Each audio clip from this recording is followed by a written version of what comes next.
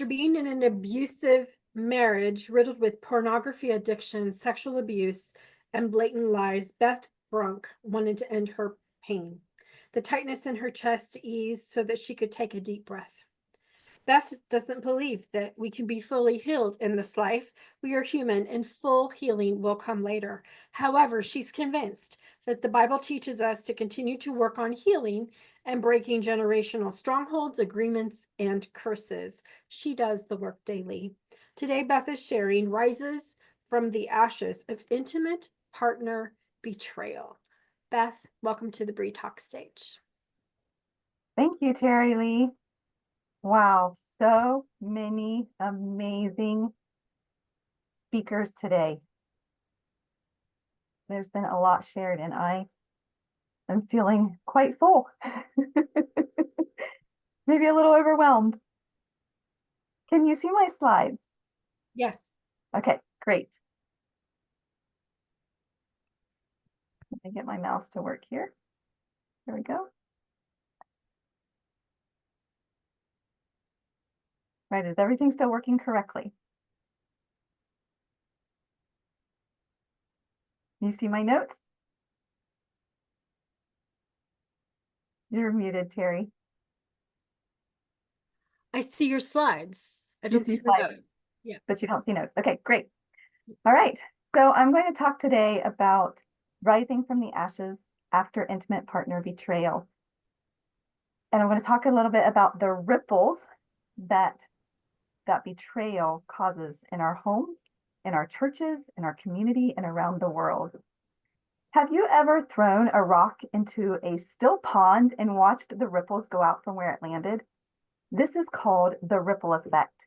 We make so many decisions daily, often thinking they only affect me, not realizing that they affect so many others outside of ourselves or our families.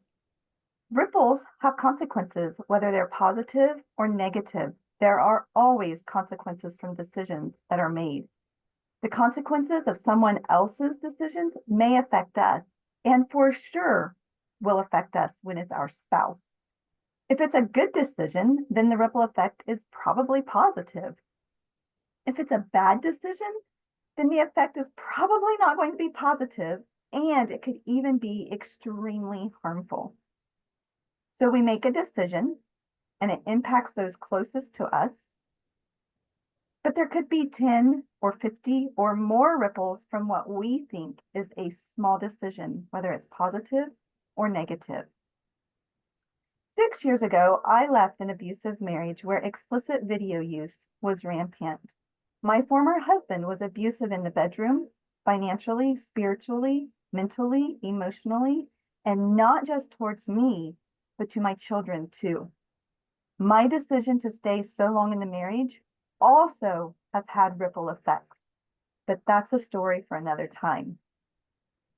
Explicit video use is an open door invitation to the enemy to come into our homes.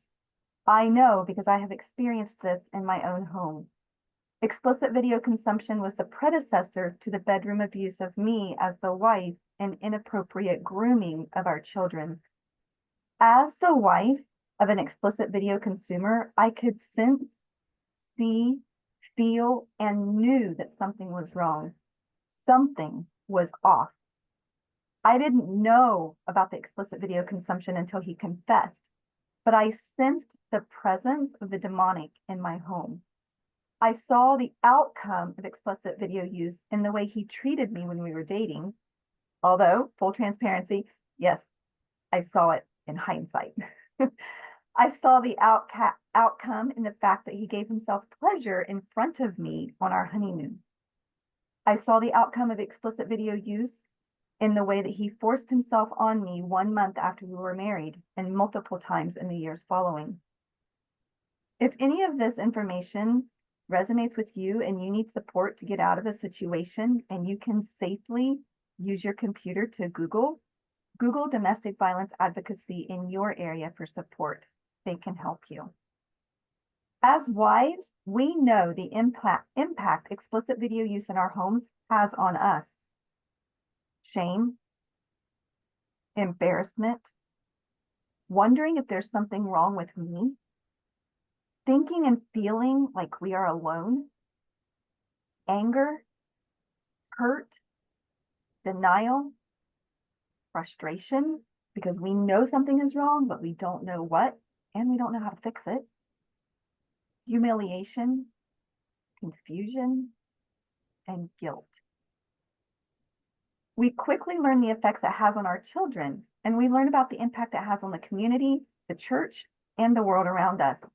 It doesn't start with the decision of our spouse to watch the explicit video. It starts with the person who does the videoing, the person who is creating the explicit video content. The ripple effect of that person's decision affects those of us married to a consumer. The ripples just keep going. They don't stop in our homes. They affect those closest to us. They affect people we don't even know, because as we know from watching ripples in the pond, the circle started by the rock landing starts small, and then it gets larger and larger. I know that my former spouse thought the decision to watch explicit videos only affected him. As his spouse, I learned how it affected and still affects me. Those effects have rippled out to my children as well as to other relationships. The feelings of not being good enough, the thoughts of I'm a bother when I ask for help, the extreme independence of I have to do everything myself, because when I asked for help, there were more important people to help, or there were more important things to do. Not wanting to cry in front of others, because when I finally did break down and cry because I was so overwhelmed, he would get up and say, I'm energized. I'm going to go to work now. The thoughts of, I am so broken. Why would anyone want to be my friend? Or why would any man want me? I'm so broken. And the list goes on. Add your own challenges, thoughts, and actions to this list. Beyond the effects his addiction had on me, another way the ripples of explicit video consumption affected my home was in broken relationships. Broken relationships with my children and broken relationships with friends. Relationships with two of my children were broken. I have 5 children. That was painful. I was concerned that I would never be able to be in relationship with one of them. The other child, I had no idea. One would have nothing to do with me as long as I was married to her dad. The other would have nothing to do with me because I divorced his dad. The irony. He had been told that the marriage failing was all my fault. And as hard as that time was, and it was hard, I cried lots of tears, I prayed, I struggled. As hard as it was, I chose to focus on my 2 youngest children and strengthen my relationships with them intentionally. I'm happy to tell you, can we all just raise our hands in praise together, that both of those broken relationships have been restored. I talk to my daughter weekly, if not daily, and my son weekly, if not daily. There is hope if you have experienced ripples that brought broken relationships with your children. My heart breaks and hurts for the ripples my children now have to deal with because of explicit video consumption and abuse in our home, and the place of survival that it put me in. I missed out on my children's childhoods because I was in survival mode. I have cried many tears over this, prayed many prayers, and sought wisdom and advice from my children. However, again, here's great news. Let's raise our hands in praise. I am extremely grateful to be out of the situation and thriving now, able to be present with my adult or nearly adult children and my younger children. So let's just tie this back to the word. There are many examples of the ripple effect in the Bible, starting at the very beginning, Adam and Eve. Their ripple effects are still affecting us today, right? How were they to know how many billions of people would be their decision would affect? Abraham and Hagar, again, the effects of Sarah urging Abraham to have a child with her slave and the billions of people it has affected. Yeshua coming to die for all mankind. This is a positive ripple effect. and one we should be so grateful for. Though there are many negative examples of the ripple effect in the Bible, the one huge positive one is the ripple effect of the birth, life, and death of Yeshua. The ripple effect of his death and rising alone redeems all the negative ripple effects in the Bible and in our lives. Because of his life and example of defeating the enemy, we also have the power to defeat the enemy in his name. We have the power to bring about healing, redemption, and lasting change in our families that have been affected by explicit video use. I am seeing the change being brought about in my own family because I invoke the healing of Yeshua over my family. I have pursued healing for the last 6 years for myself and for my children.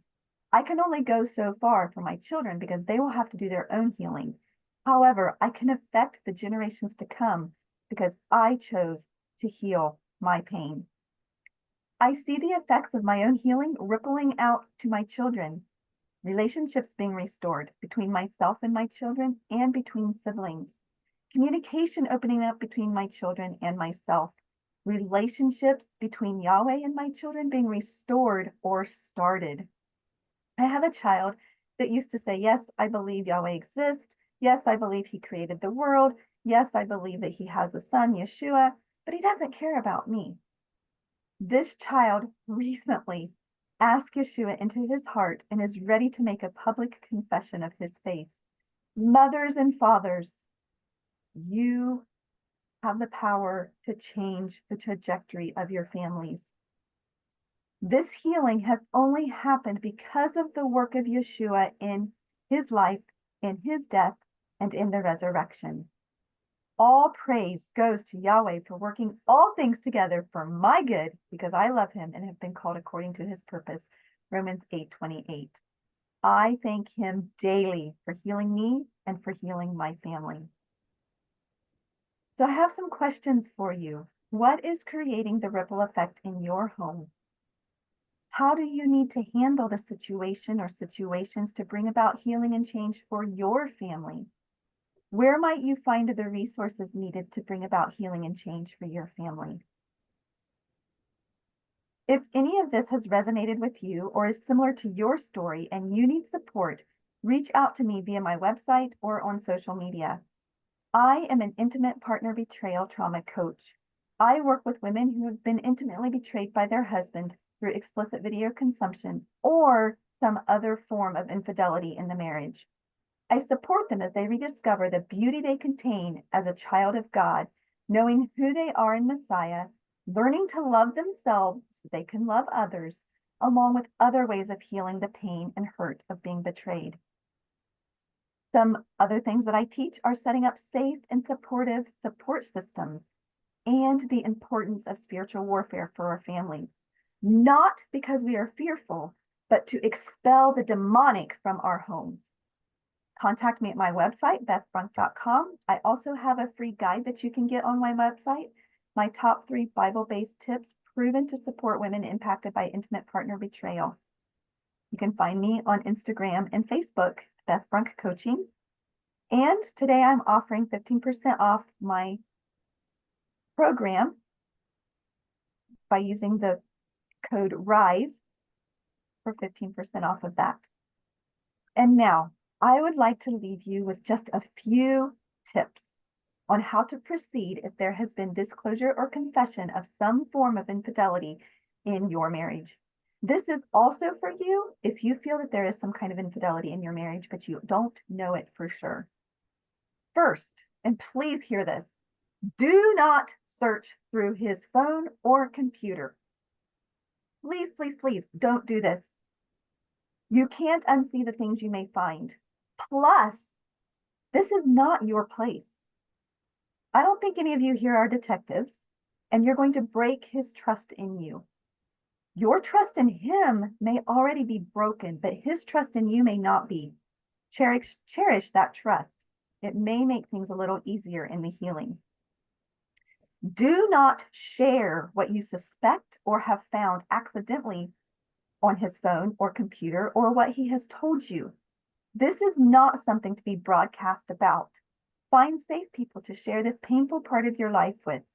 I teach who and what safe people are in my program. Do not despair and think that your marriage is over. Yes, there are marriages like mine that end in divorce, but there are a lot of marriages that come back stronger and thrive after infidelity. So it may be able to be restored if both of you are willing to do the work to heal. You to heal the pain of being betrayed, and he to heal the root cause of his acting out. Do go to Yahweh and his word for encouragement and strength.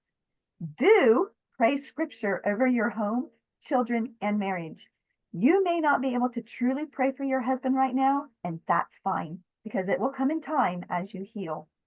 Do seek out support for yourself from a coach, therapist, or support group. It may be all three, and it may be just one of those. Surround yourself with others who have walked this road before you. They will be safer as they know what it was like for them. I know the first time I walked into a support group, my soul breathed a sigh of relief. These women knew what I was facing and understood from their own journeys. My program is set up as group coaching for this very reason. Finally, know that you are not alone in this pain. There are many, too many of us out here. Please get in contact with me. I would love to walk through this with you and support you as you heal. May Yahweh bring his blessings and healing to your home.